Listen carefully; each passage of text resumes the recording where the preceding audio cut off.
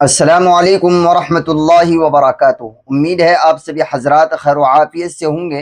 मुअज़्ज़ज़ नाज़रीन, जो जो दिन गुज़रते जा रहे हैं तो वैसे ही क़ुरबानी के अय्याम करीब तर होते जा रहे हैं, और ज़ाहिर है जिस मुसलमान के ऊपर शरई एतबार से शरई हुदूद में रहते हुए क़ुरबानी वाजिब होती है, उसके लिए क़ुरबानी शरीयत ने ज़रूरी करार दे दिया, उसे क़ुरबानी करनी भी है।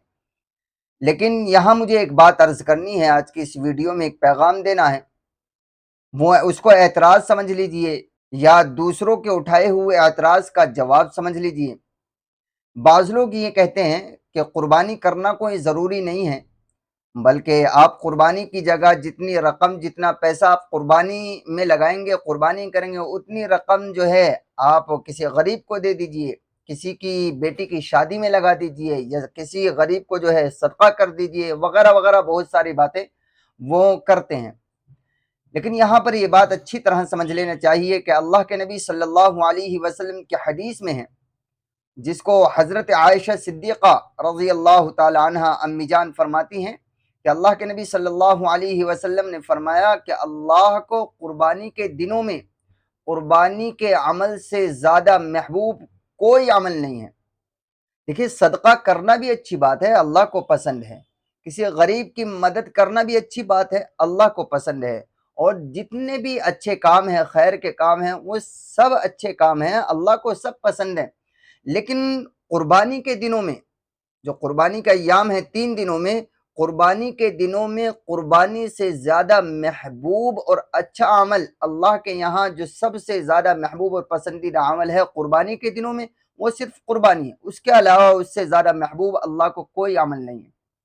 तो जब अल्लाह के नबी सल्लल्लाहु अलैहि वसल्लम की हदीस में ये है, जिसको अम्मी जान हज़रत आयशा सिद्दीक़ा रज़ी अल्लाह ताला अन्हा रिवायत करती हैं, और अल्लाह के नबी के हदीस के सामने खड़े होकर हम ये कहें कि नहीं, कुर्बानी करना कोई ज़रूरी नहीं है, जितने पैसे आप कुर्बानी में लगाएं, सदका कर दीजिए, किसी गरीब की मदद कर दीजिए, या किसी की बेटी की शादी में कर दीजिए।